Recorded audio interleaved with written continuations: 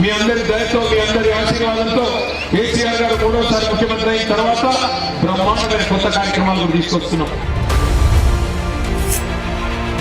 18 ఏళ్ల నుండి ఆడబిడ్డలందరికీ సౌభాగ్య లక్ష్మి అనే కొత్త కార్యక్రమం స్టార్ట్ చేస్తున్నాం.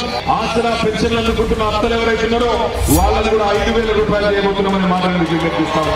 తెల్ల రేషన్ కార్డులుండే ప్రతి కుటుంబానికి అన్నపూర్ణ అనే కొత్త కార్యక్రమం స్టార్ట్ చేస్తున్నాం. తెల్ల కార్డుండే ప్రతి కుటుంబానికి కేసీఆర్ బీమా, ప్రతి ఇంటికి బీమా అనే కార్యక్రమం చేయబోతా ఉన్నాం.